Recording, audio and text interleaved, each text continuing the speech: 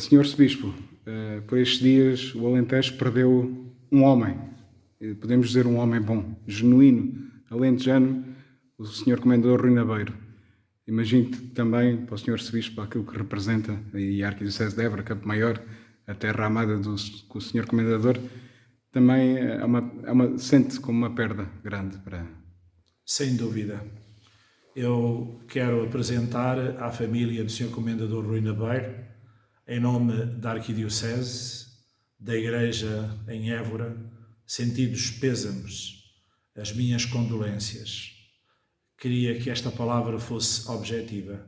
Sofro com eles e queria apresentar a todo o povo de Campo Maior, ao Conselho de Campo Maior e seu termo, a cada um dos campo-maiorenses e também à pessoa do Sr. Presidente da Câmara e a toda a variação, os meus sentidos pêsames a este Conselho que se encontra 5 dias em luto. Sobre o Sr. Comendador Rui Nabeiro está muito dito. Foram ditas em nome de Portugal pelo Sr. Presidente da República palavras muito importantes que eu assumo como minhas e como Bispo desta planície alentejana e também de uma parte significativa do Ribatejo, eu as faço como minhas, na cidadania portuguesa e ao mesmo tempo na minha missão de pastor. Gostava de salientar que o Sr. Comendador Rui Nabeiro, sendo um homem simples, com uma inteligência arguta, com uma visão muitíssimo apurada e vendo muito longe, teve sempre um coração de povo. Ele nunca deixou de ser povo. Ouço dizer que no meio dos seus 4.000 funcionários e das suas 24 empresas criadas, ele, enquanto pôde acompanhar dia a dia os seus funcionários, ele os conhecia praticamente por nome. E mais do que isso, pelos seus problemas dos seus filhos, problemas de saúde, problemas de integração social, problemas de relacionamento familiar, matrimonial, etc. Esta é, de facto, a relação de uma verdadeira empresa. Fazer de uma empresa uma família. E o Sr. Comendador Rui Nabeiro nunca deixou que as suas empresas perdessem esta dimensão. As pessoas falavam do Sr. Comendador como de um amigo. Ouvi muitas vezes nas ruas de Campo Maior, jovens, homens e mulheres, chamar-lhe o tio Rui Nabeiro, o tio Rui Nabeiro. Assim como se chama nas nossas freguesias rurais a tia Maria, o tio André, era o tio Rui Nabeiro. Há uma dimensão, porém, que eu aprecio muito nele. A empresa, enfim, que ele criou, em primeiro lugar, e que depois se transformou numa grande variedade de empresas, podíamos dizer uma holding, expandiu-se pelo mundo. Os cafés Delta estão espalhados pelo mundo. Em muitas viagens que eu tive que fazer, nomeadamente como diretor espiritual mundial dos cursos de cristandade, encontrei a marca Delta em sítios do nosso planeta inimagináveis. Poderíamos ter partido de Portugal com uma diversificação de sedes, numa espécie de rede multinacional. O Sr. Nabeiro nunca o fez. Nunca se desgarrou da sua terra. Isto tem custos. Isto traz maiores responsabilidades e maiores despesas. Foi sempre Campo Maior a sede do Grupo Delta. É de facto impressionante esta sua ligação ao seu povo, esta fidelidade à sua terra. O Grupo Delta está no mundo, mas a sede deste grande grupo mundial é uma vila do interior alentejano, onde se tem que ir de propósito, porque não é um lugar de passagem, Campo Maior. A sua relação com a Igreja foi sempre uma relação de pertença.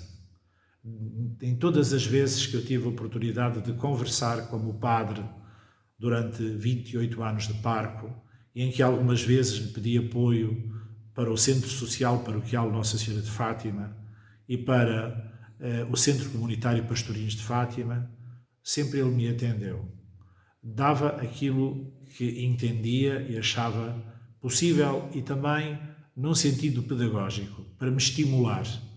Dava uma parte daquilo que eu precisava, porque são obras fundadas desde o terreno à chaminé, totalmente do zero.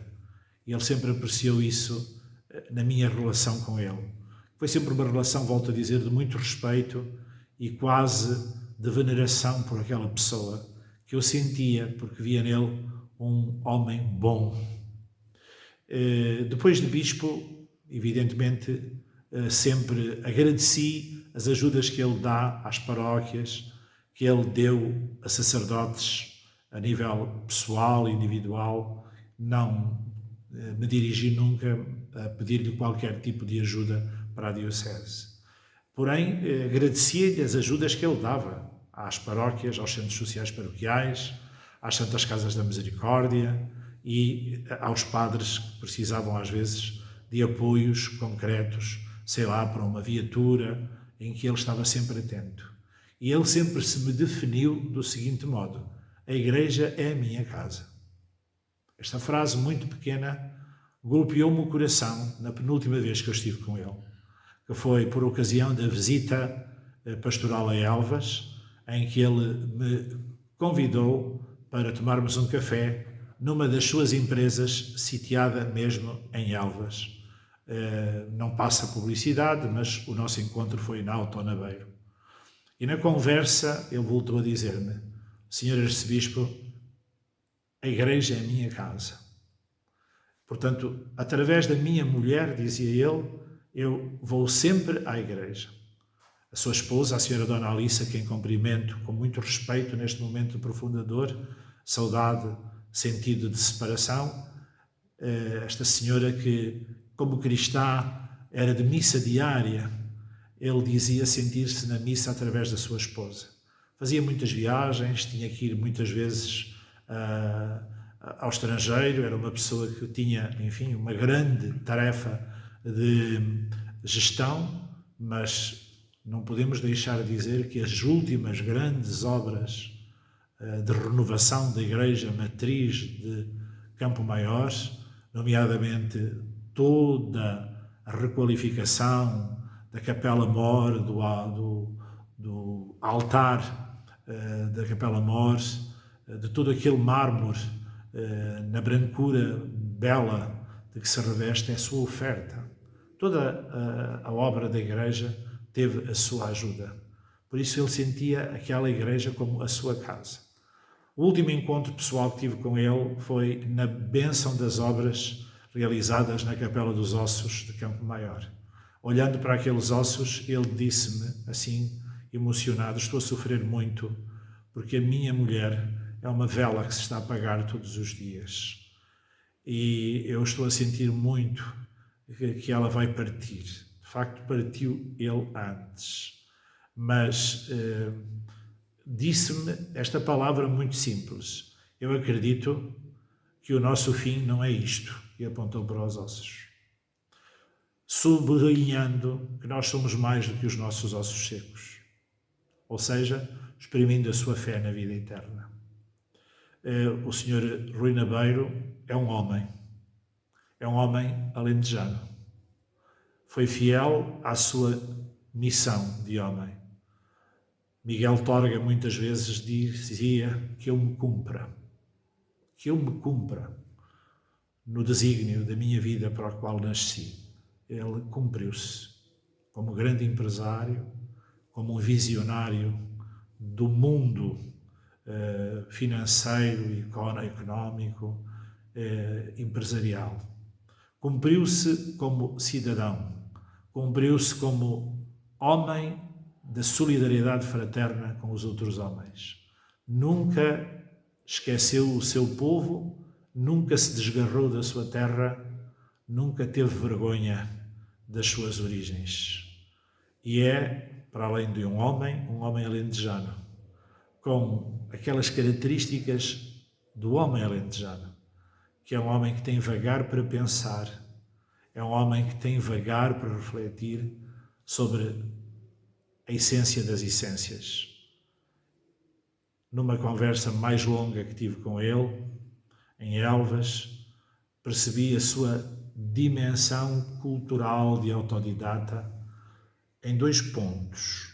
Nas questões ligadas à política internacional, às questões geoestratégicas, à questão, nomeadamente, da guerra da Ucrânia, ao desenvolvimento de vários conflitos internacionais, ao futuro da comunidade europeia, à relação entre a Europa, os Estados Unidos e a China, e compreendi que ele era um homem de muita leitura, mas de opinião própria. Não era um repetidor, era um homem com o seu próprio pensamento. Isto é, de facto, consequência, provavelmente, da sua dimensão de empresário mundial. E um outro aspecto que me admirei nele foi a sua reflexão filosófica sobre a necessidade da existência de Deus. Ele dizia que nunca teria havido grupo Delta sem a cabeça dele, sem o raciocínio dele, sem a estratégia dele. Como é que poderia existir o cosmos, o universo, o mundo, a sua própria mente, sem uma outra muito superior, que nós não somos nem capazes de imaginar ou abarcar? Ele dizia que era muito complicado para ele compreender a lógica de um ateu. Fiquei muito impressionado com o Sr. Nabeiro nesta conversa. Um homem alentejano, como os alentejanos que criam uma cova no peito de estarem encostados ao cajado, olhando para o seu rebanho, mas no seu fitar a distância, com uma riqueza filosófica de pensamento e de poesia que é tão próprio do homem alentejano. Não há banalidade fútil. Foi assim o Sr. Nabeiro, como lhe chamava eu. E disse-me, não se canse, Sr. Arcebispo.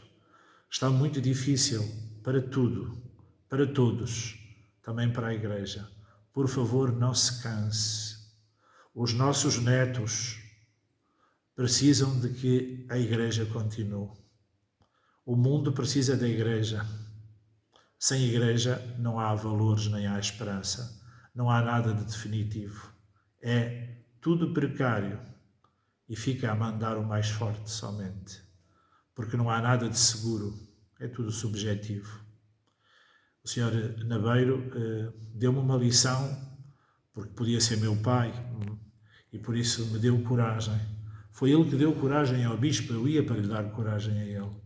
Mas foi ele que me agarrou nas mãos e disse, Sr. Arcebispo, não desistam, os padres não podem desistir. Por isso, eu estarei amanhã, pessoalmente, no seu funeral, como bispo desta diocese, e estarei para fazer 2 coisas.